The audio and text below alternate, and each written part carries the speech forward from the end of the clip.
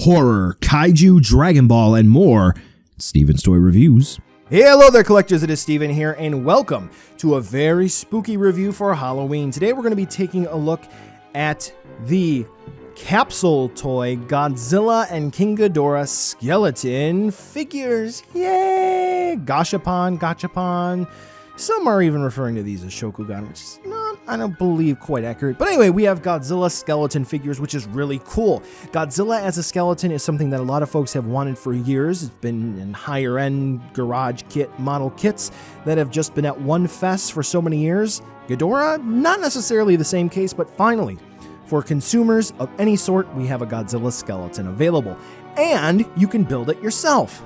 Is that a good thing? Well, we'll take a look at that in just a minute. But keep in mind here, for the price, these are going to be available at vending machines in Japan, or at least they were, for about 1,000 yen. Now you have to figure if you're going to get those in the United States, you're going to have to pay a finder's fee, because no one's going to sell them at cost. So about $5 more. We're at about 1,500 yen. Then you have to figure shipping from Japan. You're looking about, at minimum, I would say $40 for both. Yeah. Now, these are going to go out of production and costs are only going to go up. So reviews like these are important.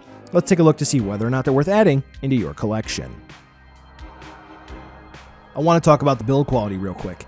I did do live streams of these both, and it was over an hour a piece. I mean, yes, I was diddling around with this, that, and the other, but these were rather difficult to build. I will say definitely you will need a blow dryer for both of these, so do keep that in mind, and also be prepared to have some patience. If you do want to check out both of those live streams, I do have those videos still up as VODs, video on demand, and yeah, hopefully that will be fun if you get stuck on a part and you need to figure out how to build them.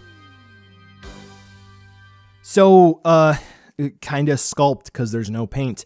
Both of the figures are going to be the same color because effectively they were molded in the same plastic. Now, do note that Godzilla comes in a fiery red, I guess to depict when burning Godzilla melted down, and King Ghidorah comes in a yellow. I believe they're both going to be in translucent plastic, but c'est la vie, I didn't get them because quite frankly, I didn't want them. I wanted skeletons. So that's what I got. Now, I will say that for sculpt, both of them are actually really fantastic for the price point. Don't know who sculpted them, but the details are really amazing. I'm just going to talk about both of them at the same time because I do think that fits. Godzilla, realistically speaking, is really great for the price. I do think that they could have charged more and still gotten away with it. The only sort of critique is I do believe they were going more so for a 1954 design, but considering that the Ghidorah is more so Heisei, it does make sense that the hands are facing palm down. But if they would have been able to sculpt him with his hands closer to the chest, that would have been a clear indicator for a more so Heisei Godzilla, but c'est la vie. Of course, someone's going to post in the comments that because of the dorsal plate configuration, that is the specific year that they were going after, but I don't have that stuff memorized, so take whatever I have to say as it is. So overall, Godzilla is really nice looking, and I do like this one. When it comes to Ghidorah, however, this one is rather lazy, and I'm unfortunately going to have to put this one on blast. Yes, I do understand, like I said earlier, MSRP is about 1,000 yen, and that's going to be about $10, but I really do think that overall, for the price of both of them, or all four, if they were to average out, they could have put a little bit more into this one. Ghidorah had a warped pelvis that, unfortunately, regardless of the amount of times that I've heated this, tried to reset it, even threw it in the fridge, yes, even after, or I'm sorry, the freezer, after the live stream that I did of building this, it just would not reset properly. Also of note, they just basically included two right wing parts, and they expected that to look fine for the left wing as well. And as you can kind of see in both the 360 spin view and up close shots, it didn't really come out too good, especially when letting it sit over time. So yeah, Ghidorah definitely didn't come out to be the best looking one.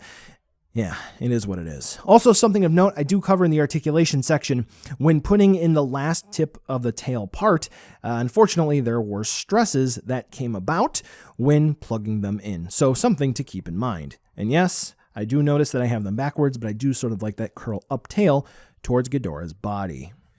Okie dokie. So first, I actually want to talk about accessories because you're already seeing something funky going on with Ghidorah there. So both of them are going to come with a little support stand. Godzilla, how he's going to use it, I guess just go up through. I don't know. I guess you can do that. Ghidorah, honestly, I would say you're probably going to need to get both and then use the support stand that way. So as you'll see, the joints for Ghidorah's legs kind of make him want to not hold. And again, you can probably stick it up through the pelvis, giggity, and support at the rib cage, maybe like that. So this way Ghidorah's not falling over. But what I will say is, since the support stand actually comes in 3 parts. So we are going to have the base, then we are going to have this part here with the little cradle. Okay, so that's one way you can use it. And then you do have this extender part, which so conveniently just so happens to go up to Ghidorah's wing, if it didn't fall off. So that's one thing that you can do that's pretty neat. So I'm going to touch on Ghidorah's articulation, which is the section that we're going to move into in just a second, which is why you're probably going to need this. Now, they do also come, once you put them all together, with extra joints, and unfortunately, you may need them. So talking about articulation, Godzilla is going to be the better of the two, and quite frankly, I really do like him. Godzilla's articulation is rather nice and fluid, and we are going to have a hinged jaw that sort of opens and closes, not super duper far, but far enough. Now, when you put the figure together, you're going to basically have 2 different types of joints. You are going to have somewhat skinny joints, as you can see here on the neck, kind of. I think that's where they're at. And then you have bigger joints, as you see down here in the hips. They're all going to be universal, and they're going to be swivels where they plug into the section of the sculpt where they need to be on swivels, and then they're going to move on hinges. As you can see here, I'm moving Godzilla's head around, and you can see it swivels at the neck there. And then, if we're able to get it, swivel right there at the head. So we're going to have a joint here where the head plugs into the neck and the neck into the body. The shoulders are going to have joints as well, so that's how they move. Nothing at the elbow, which I was kind of surprised at considering they have smaller joints, but it is what it is. We're going to have an ab crunch right there at about the waist. And for the tail, we're going to have 2 points of articulation with those joints, which is pretty cool. And then do we have a swivel there? No, we don't. The hips are going to have articulation. As you can see, they spin around, very nice. Knees, yes, and then at the ankles as well. So we're going to have a little bit of ankle rocker movement. Now, as you can see, Godzilla has rather soft plastic, and even the pelvis there, that's kind of moving around. Now, that's Godzilla's articulation. Somewhat limited, but rather nice. Ghidorah is a hell of a mess. As you kind of saw, the wings, I'm just going to go ahead and talk about those first. They droop. That's why this one is all cockeyed and up in the air like that. Just from moving them around, they get very heavy like that, and they sag. So with those extra joints that you're going to get, those are going to be nice to replace over time, because inevitably, which you have to assemble the joints. If you check out the stream videos that I did, yeah, they're going to get loose. But the articulation, what do we have? The necks are going to be the same, where they are going to have an attachment point for the head that's going to plug in right here, and then plug in at the base, the body right there by the shoulders. So we do have a hinged jaw as well, opens and closes about that far, which, by the way, easy to pop off, so don't be afraid if that happens. So yes, so plug in here, nice twisting and turning movement, very good, already weak. You can see kind of moving there, which is good, twist and turn, and then at the base as well. Very nice. Now, the pelvis, the hip area, is assembled by a ball joint that plugs into Ghidorah's torso area, and that likes to pop out, but the way that you assemble it, it sort of helps it stay together, which is rather nice, but still. As you saw, the wings, they're terrible, and good luck getting them to work. Tails are going to plug in on one of those joints as well, and they actually plug in and up through Ghidorah's pelvis, so that's pretty nice, and you can spin the tails around. Do take note, that's going to be about it for the articulation, except for some small swivels, and I would say I would not move those around. There is going to be a stress mark here at these tail tip portions that happen when plugging them in, so be careful. All right, so hips, they're going to be on those joints as well. They swivel forward and back all the way around, and then they hinge out to the side about that far.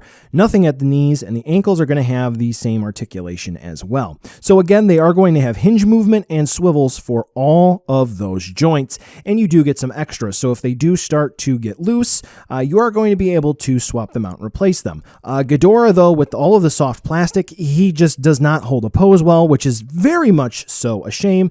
And as you can see, with just the easiest movement resting on its own, so forth, yeah, the wings just fall. But I will say, with those support stands, It is pretty nice that you can just do that. So I guess a silver lining. Overall, the articulation is okay. Now time for a size comparison. As you can see, these are both rather small. So they're not really going to be in scale with anything that sort of exists for Godzilla stuff as it is. But hey, they're their own scale and you can fit them pretty much in any display as it is, just as their own unique stuff. No need to really make a whole lot of shelf space. So buy now, skip, or wait for a deal. Like I said, there's not really going to be an easy way to get these in the United States if that's where you're looking from, or anywhere else in the world unless you're in Japan. And even then, once they leave the capsule dispensers, or whatever you want to call them, they're gone, unless they do reissues. So get them sooner rather than later if you're interested. Godzilla is fantastic, and I really like him, but Ghidorah is not really all that great. It's just a whole lot of frustration, and I'm afraid that this is going to take a shelf dive in the middle of the night. Do take note, like I made mention, they're both made of a softer plastic. Some have referred to them as gummy, and I do think that that is really a good way to describe them. I've also heard that the translucent sets are a bit more so. Like I said, Godzilla is great, and it's fantastic to have a skeleton Godzilla in the collection. Ghidorah, well, I am appreciative for what it is, but I do think that it is probably going to be my least favorite of not only these two, but of the most recent pickups that I've had. I'm willing to make the compromise and go ahead to use those stands, but the wings are unfortunately the biggest part. I also didn't really make mention of this, but I did show it. The different parts of the wings, the bones to recreate essentially the wings, those like to fall off. That's a little disappointing. Well, collectors, that brings us to the end of the video today, and I just wanted to take a second to thank you so much for watching. Now, you've heard a lot from me. I'd like to hear a little bit from you. Drop in the comments down below whether or not you liked it, you hated it, or maybe you were somewhere in between. I also want to take an extra second here for a nice, humongous thank you to all the patrons for SDR over the last month who have really helped the channel grow into what it can be today. So to all of you, 2 big thumbs up. Thank you very much. And now the end card should be popping up, which will give you a few clickable links, like maybe to subscribe or head on over to my Patreon, or some short URLs like to my social media or to my Teespring store. There's also a video I hand selected for you, so if you want to watch another STR video, I hand selected some good content for you to watch, so definitely check out that video. Thank you again so much for watching, and I'll catch ya in the next video.